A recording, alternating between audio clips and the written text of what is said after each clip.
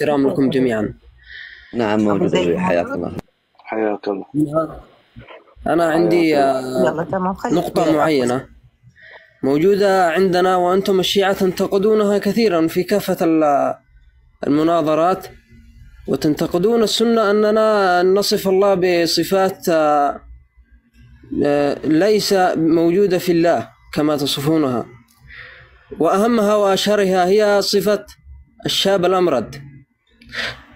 وعلى الرغم من أن هذه الصفة ضعيفة، لا بل موضوعة، وهي أخص من الضعيفة، وكل الأئمة وكل العلماء أفتوا أنها لا تثبت عن النبي باستثناء عالمين، وهم يحتجون أنه مجرد رؤية وليس صفة أن الله شكله كشكل شاب أمرد، لأنه مجرد حلم ورؤية وليس إثبات صفة الله. ولكن رغم انتقادكم لهذه الرواية الضعيفة بل والموضوعة، لا تدققون في كتبكم، وهناك الكثير من الروايات التي تصف صفات الله صفات قبيحة. من أهمها يقول سيدنا علي رضي الله عنه وأرضاه عن أمير المؤمنين قال: أنا أصغر من ربي بسنتين. وذكر هذا في مصابيح الأنوار الحجة سيد عبد الله شبر جزء 2 الرواية 71. وكما أنه روي في كتب الشيعة أن الله يستحي وأن الله يضحك. طيب واحدة يعني خلينا رواية خليني أكمل. رواية أنا مش هخليك تتكلم والله، مش هحجر عليك، بس رواية اتفقنا؟ طيب. عشان بس يبقى الكلام مش 70 حاجة وننسى واحدة. طيب أولا الرواية التي جئت بها بسنتين ناهيك على أن السند ضعيف والرواية ضعيفة، ناهيك عن ضعف الرواية، ولكن دعنا نسلم جدلا. يعني طبعا هي الرواية ضعيفة، ولكن الرواية لا تعني عامين بمفهومك أنت، وإنما تعني لكل عام درجة. فالدرجة الأولى هي الألوهية، وهي ليست للإمام علي، فهي خاصة لله عز وجل. والدرجة الثانية التي نسبت بالعام الثاني وهي النبوة، وهي ليست للإمام علي بل لرسول الله صلى الله عليه وآله وسلم، فيكون الإمام علي في الدرجة الثالثة لأنه أصغر بسنتين، وهي الإمامة. هذا بالنسبة للتأويل، ناهيك على أن الرواية ضعيفة. انتهى إشكالك الأول، اتفضل روح للرواية الثانية. طيب. بس اعطينا المصدر بالجزء والصفحة، اتفضل يلا. الرواية الثانية هي أخرجه الصدوق الشيعي في كتاب التوحيد صفحة 152 الحديث رقم 10 بإسناد عن أبي الواردة بن تمامة عن علي عليه السلام قال: سمع النبي رجلا يقول لرجل. كم مرة أخرى؟ معلش صفحة كم؟ بس تاني بس 152. قال: سمع النبي صلى الله عليه وسلم رجل يقول لرجل: قبح الله وجهك ووجه من يشبهك. فقال: مه، لا تقل هذا، فإن الله خلق آدم على صورته، يعني أن الله خلق آدم على صورة الله. ماذا تقول في هذه الرواية؟ شخص على صورة الشخص أخونا، على صورة الشخص وليس الله. يقول: لا تقل هذا، فإن الله خلق آدم على صورته. الهاء تعود على الرجل، لأنه أساسا قال للرجل: قبح الله وجهك، فيقول له إن الله سبحانه وتعالى خلق آدم على وجه واحد، نحن أبناء آدم كلنا نفس الوجه، فلا تشب هذا الوجه. نعم. خلينا من الرجلان، ركز لي على آخر النقطة. يقول: لا تقل هذا، فإن الله خلق آدم على صورته.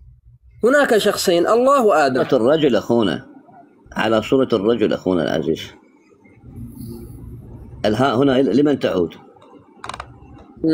مولانا بعد إذنك ثانية واحدة.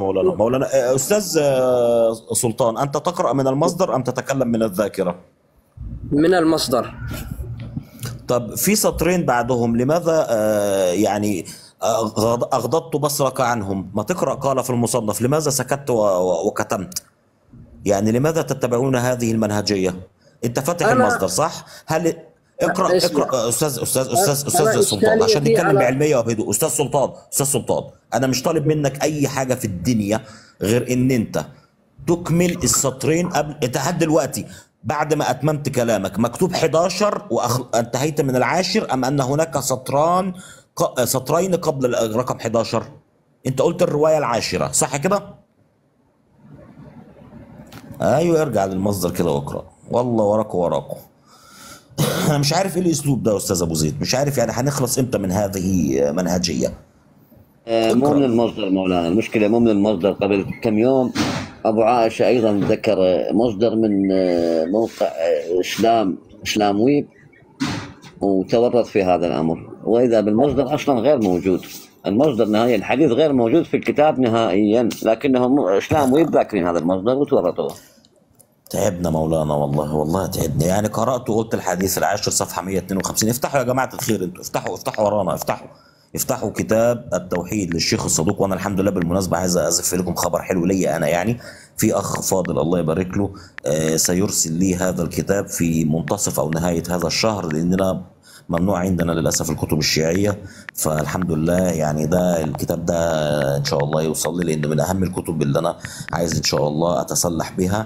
وان شاء الله كده اخد عطله يومين 3 4 اسبوع اتفرغ للقراءه والبحث والاستدلال من هذا الكتاب الرائع يعني. مولاي ان شاء الله. عندنا مكتبة مولاي، مكتبة في الموقع قلعة الشيعة، فيها مكتبة فيها كثير من الكتب، وأي تحتاج كتب أرسل لك إياها. انا عايز كتب ورقيه مولانا، انا اريد كتب ورقيه. ورقية شلون توصل لك المصر مولاي؟ صعبة. ما في بقى اخ يعني هيوصل لي كتب لمصر ان شاء الله باذن الله. والله انا في اخ لبناني عرض علي عرض، بس انا رفضته كالمعتاد. بالمره يعني نذكر هذا الشخص عرض علي ان يتكفل بمكتبه كامله مهما كان عدد الكتب الورقيه، ويقوم بارسالها مهما كانت التكلفه، ومع ذلك انا رفضت. تعالوا يا اللي عمالين تقولوا ابو علي بياخد فلوس، تعالوا. طيب استاذ سلطان، جئت بالمصدر كاملا؟ هلا ايوه نعم. يلا اقرأ لينا بعد ما أتممت الرواية. خلق آدم على صورته قال في المصنف. اتفضل. ما انت ما بتطلع بره ما بنسمعكش، فانت بقى ايه، اكتبها في ورقة وارجع قول لنا يعني، او اعمل خد تليفون تاني، افتح لابتوب، اعمل اي حاجة يعني. إذا الأخ كاتب بالكومنتات: هل تأذنون لي بأن أسجل البث والرد على الشبهتين بسرعة؟ كاتب. اتفضل طبعا، اتفضل. قال مصنف هذا الكتاب رحمه الله: تركت المشبهة من هذا الحديث أوله وقالوا إن الله خلق آدم على صورته فظلوا في معناها وأضلوا. احسنت، الله يبارك لك، رديت على نفسك. يلا اتفضل، هات الاشكال الثالث. خلاص، لدي سلسلة من الروايات لكن لن أذكرها كلها. السلام، عينينا بس نطلب من حضرتك لما تجيب مصدر نكمل. الرواية الأقبح على الإطلاق. لله فرج عند الشيعة. تخيل. بص يا سلطان، احنا مستضيفينك ومكرمينك ومسيبك تلقي علينا اشكالات، وما سالناكش اي اسئله، وسايبينك تطلع باكاذيب وتدليس، ومع ذلك لا نتطاول عليك بدون تلفظ. ما هو انت طالع كذاب دلوقتي. انا دلوقتي اقدر اقول لك يا كذاب او اقول لك يا جاهل، تختار ايهما؟ اسمع بعد ان جئت بروايتين. اسمع لا اقف يا سلطان. بس دلوقتي انا موافق ان انت تقول اقبح الروايات، ما عنديش مشكله، بس في المقابل انا اقول لك يا جاهل او يا كذاب، تختار انهي؟ اما انك كنت عالم بضعف ما تقول او بكذبك فتصبح مدلسا كذابا، او انك تكون جاهل به فانعتك بالجاهل. تختار ايه؟ وانت قول اقبح واقذر زي ما انت عايز. ها يلا. يا اخي صلى على النبي. هذه رواية موجودة صلى الله عليه وآله وسلم. انت دلوقتي جئت بس ركز معايا يا سلطان حبيبي، سلطان يا قمر يا جميل. انت دلوقتي جئت بروايتين، الاولى ضعيفة وتفهم المعنى مع ضعفها بغير معنى، فانت بذلك استدللت علينا بالضعيف اما جهلا او كذبا وعمدا وتدليسا.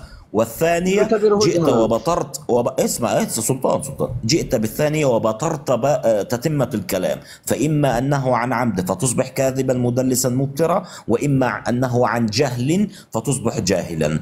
فيا تجيب الروايات بدون ألفاظ وإحنا عنينا ليك، يا إما تنعتنا وننعتك. الى ان تمام، يتبين من منا المستحق النعتي. يلا تفضل هات تمام، المصدر تمام. الثالث. طيب،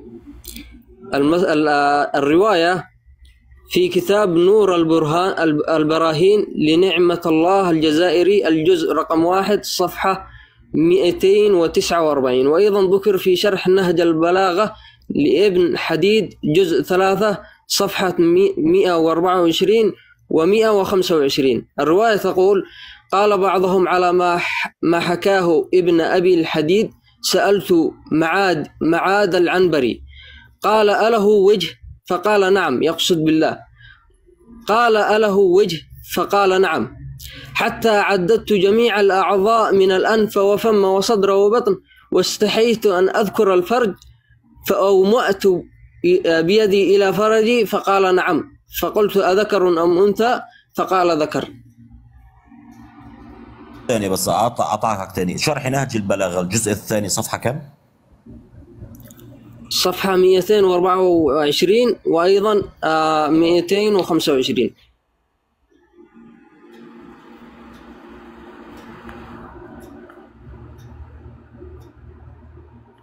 أعتقد أن صيغتها واضحة يفهمها الجاهل والعالم.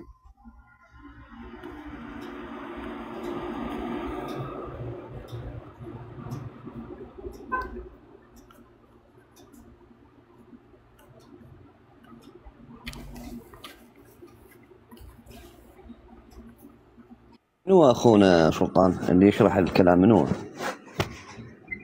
لابن حديد، وموجود أيضا في كتاب الشيعي؟ ابن أبي الحديد الشيعي ورحمة الله حيا الله وبركاته. الأستاذ مالك. وعليكم السلام ورحمة الله وبركاته. حياك ابن الله. حديد المعتزلي والشيعي.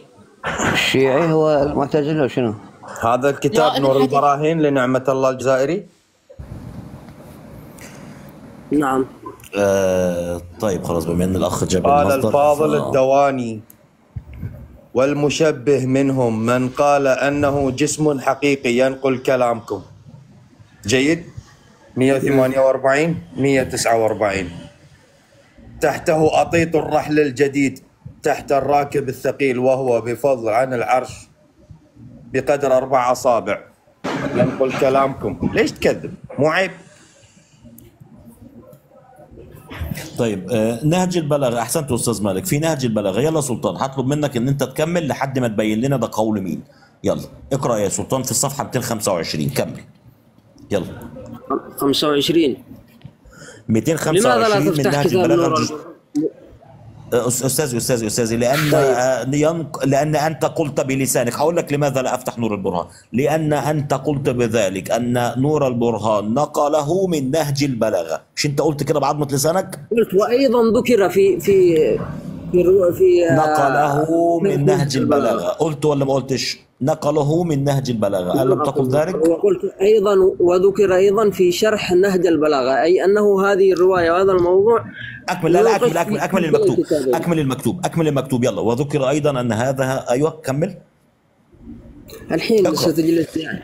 أنا قلت ليس لدي رواية افتح مفتوحة، نهج وإنما البلاغه. ملخص من الرواية.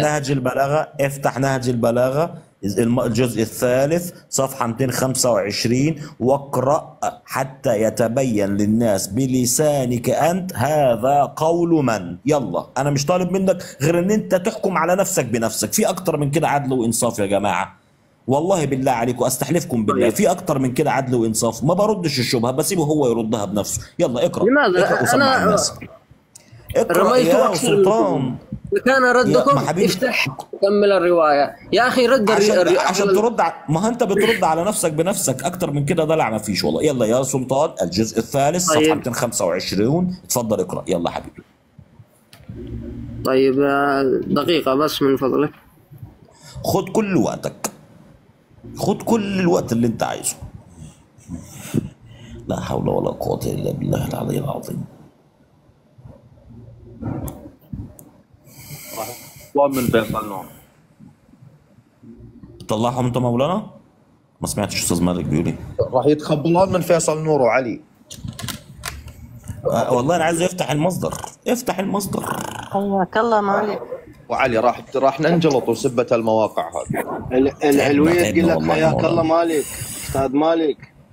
حبيبي ابو الاستاذ مالك، واروح لكم جميعا. هلا بشيخ المشايخ. حبيبي يا ابو سيد وعليكم الوردة. السلام ورحمه الله وبركاته. حياك الله مولاي. حيا ليش ما بالصوت. تجينا ما تزورنا؟ بعد روحي شيخنا حبيبي. مولاي الله ما يحفظكم. ما شايفك ببث وما اجي، انا اجي اركض اذا اشوفك ببث.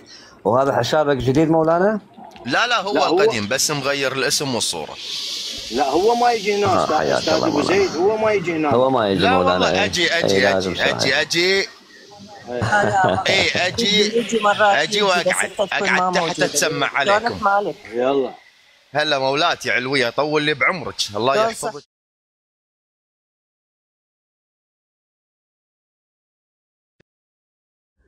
الله يحفظكم بحق الحمد لله. على الله الحمد لله. ردينا على الاخ يا جماعه وقلنا له مصرح لك التسجيل، صح كده؟ عشان بس خطيه يكون بالعكس، ده احنا نتمنى منكم يا جماعه. انا بتكلم عن نفسي. راح يا الله. طيب انا هجاوبكم يا جماعه، بس انا اتمنى يعني اي شخص في هذه الارض يراني انا اتكلم في شيء مسموح له يسجل. انا بتكلم عن نفسي طبعا، يعني ما اقدرش احكم غيري. سجلوا زي بالعكس، ده يا ريت تسجلوا وتنشروا يا ريت، لان في حاجات كتير انا مش مدونها مش مسجلها. انا للاسف ما عنديش شخص يتابعني دايما ويسجل لي مداخلاتي. انا في ليا مداخلات ومناظرات، يعني انا كنت عند شخص مما ينسب، يعني مش عايز اذكر اسمه يعني عشان الاخت قالت لا يعني، ولكن هو من كبار السنه عندهم، تمام؟ وهو غريب الطباع وليس له من نصيبه اسم. انتوا كده فهمتوا بقى خلاص، يعني هو غريب الطباع وليس له من نصيبه اسم. كان يدلس على الناس بثلاث أحاديث ضعيفة. صعدت له وقلت له الأحاديث في المصدر الفلاني ضعيفة وكذا وكذا وكذا ومرأة العقول. قعد يرتبك. ضعيف عندك ايه؟ طب وانتوا عندكم حاجه اصلا صحيحه؟ قلت له ما ترد انت دلوقتي تعترف انك استدليت باحاديث ضعيفه. ما رضاش يعترف وراح منزلني للاسف. فنرجع لموضوعنا يا جماعه الخير. انا بعتذر عن الصوت يعني. بس لحظة أبو علي، بس دقيقة الله يخليك. خير أنيس في الزمان كتاب، يعني أنت المفروض مثقف ودارس، بس يلا بعد شو تسوي؟ التشيع ستار يخفي الشرك، والتوحيد والشرك ضدان. يعني أنت تتهمنا بالشرك صح؟ زين، ليش ما تروح لابن سلمان قل له ليش تسمح للشيعة يجون يحجون بيت الله الحرام؟ زين، روحوا قولوا لهم هذول مشركين، ليش تخلوهم يجون يحجون؟ هو اصلا حتى اسمه غلط، وخير جليس في الزمان كتابه وليس انيس يا فهيم. حتى البيت مال الشعر ما حافظه هو، حتى اسمك غلط. اذا في بيتكم كتاب واحد انا احس شوار به. انت لنا من الناصحين؟ لا انت مو لنا من الناصحين، لانه احنا عندنا توحيد الله ونسمع كلام الله ونطيعه ونطيع رسولنا. انتوا نريد ننصحكم يا مساكين اللي لا تعرفون توحيد ولا تعرفون محمد ولا تعرفون سنه ولا تعرفون. انتوا عندكم سنه الشيخين، اما سنه النبي محمد عليه افضل الصلاه والسلام وعلى اله الكرام انتم ما تعرفوها ولا مقربين عليها. اوقف لي يا ابو يونس، اوقف لي شوي. نسلم على الرجال. اوقف خليني اشوف الشرك. هذا الشرك ليش تصيرون مشركين؟ اوقف، ليش تصيرون مشركين؟ ليش تروحون تحجون؟ ليش يسمحوا لكم تحجون؟ انا اريد احد يقول لي مو اخرج المشركين انهم نجس، اخرجوهم من جزيره العرب. نعم، ليش جاي تروحون جزيره العرب يا شيعه وتحجون؟ يلا احنا نريد واحد يطلع يجاوبنا شلون جاي يخلونا نروح نحج واحنا مشركين. ويفتي في الازهر ياخذ من مشركين ويدرسون المذهب الجعفري مذهب خامس. يلا احنا نريد هسه ويطلع لنا واحد واحنا مشركين ويدرسون المذهب مالتنا بالازهر ومشركين ونروح نحج ويدخلونا للحج بعد تردون ونروح عمره. كل شيء نروح، كل شيء نسوي بالجزيرة العرب. يعني احنا مو نجس ولا مشركين. مو حديث صحيح عن النبي لا تجعلوا قبور انبيائكم شنو لعن الله اليهود والنصارى اتخذوا قبور انبيائهم مساجد. مو حياك الله دكتور، صباح الخير، عليكم السلام يقول والرحمة. الحديث الصحيح عندهم يقول شلون لعن شلون الله مالك؟ اليهود والنصارى أبو اتخذوا من قبور انبيائهم مساجد. صح؟ زين، قبر ابو بكر وعمر والنبي وين بالله؟ صح. لا لا هذا بالسماء مو لا بالمسجد. لا، ما متى؟ تدري؟ نقلوه رفعوه برافعات. لعد هاي من وقعت الرافعات فنك ليش وقعت؟ كانوا لا كانوا يرفعوها بس لا كانوا اي والله يرفعوها رحم كانوا الله والديك يرفعوهم علويه وما بالسماء. كنت ادري. اي والله. الشعب حسن ابو يونس يريد هم يقول لك علي. بعد كان موجود ابو يونس نقلوه للسماء من زمان. ابو علي واحدة من ثانية ينزلوا بالسلسله خير مولاي. اي لا تكرر مولاي لا مالك. تكرر، خير جليس ابو زيد. لا تكرر. عرفنا بس احنا نريدك هسه انت تروح تجيب لنا فتوى من السعوديه يجوز بعد لا يصلون يدخلونا بالمسجد. حلو. نحج لان احنا مشركين. وتروح للازهر همين بدربك، قل لهم لا تدرسون المذهب الجعفري مالتهم ذولا مشركين. لا يصلون وبعد بالمسجد شنو بعد النبوي. ما يجوز. مالك في قبور، في 3 قبور ما يجوز. عافيه إيه؟ لا تصلون بالمسجد النبوي. طيب. ما يجوز. صح عافيه. لعد لو ابو تسمحي لبابه لي. في تونس، ابو لبابه في تونس 24 ساعه على اليسار يزورونه ويبوسون بالشباك وبالباب ويكنسون الارضيه. خوخة ابو بكر ايش عندكم؟ خوخة ابو بكر طايحين لسجود ركوع عند الخوخة. بركه عند الخوخة، سجود ركوع سجود ركوع سجود ركوع. استاذ مالك شوف احمد سلمان يمكن مخالف. شوف طيب انا استاذنكم ويعني امون عليكم بس ارد الشبهه الثالثه بس واسكت على طول. طيب يا جماعه الخير، هو جاء بمصدر يتهم. بس دقيقة يريد يسجل، يمكن المتعلم سجل طيب راح يرد الشبهة أبو يا علي. الله إذا المستعان. جاهز حتى أدعو. طيب يكون جاهز. الشبهه الاخيره التي جاء بها هذا نشوفه. الأموي. خلا سجل. تمام سعادتك. وقف خلا سجلها أنا.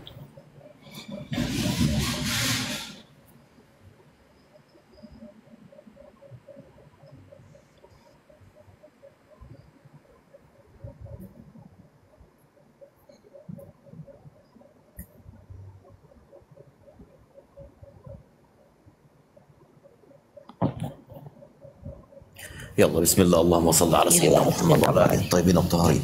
الشبهه التي جاء بها هذا الاموي يقول انكم تقولون لله كذا وكذا، ويتكلم عن صفات جسديه وتجسيم.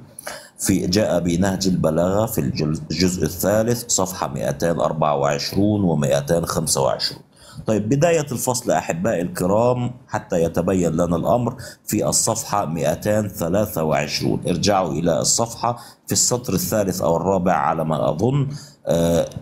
يقول الفصل الرابع في نفي التجسيم عن الله عز وجل. فصل يذكر أقوال هؤلاء المعتزلة المجسمة منهم، ويأتي بردود الإمام علي في نفي ذلك عن الله عز وجل. ولكن هذه هي عقيدة الإنسان الأموي، أنه يبتر أو يجهل بما يأتي به، لأن مواقع ومنتديات السنة عندهم لا يخبرونهم بالحقيقة. اذهبوا إلى في نفي التشبيه والتجسيم. اذهبوا إلى الصفحة 223 من الجزء الثالث من شرح نهج البلاغة، تجدوا أن الفصل كاملا وهو الفصل الرابع يتكلم عن قول الإمام علي في نفي التشبيه، والفصل كله في نفي التشبيه والتجسيم لله عز وجل، فينتقد كل تلك الأقاويل. فأرجوكم يا جماعة الخير بلاش تروحوا تجيبوا من فيصل نور، وإني لكم من الناصحين. شكرا.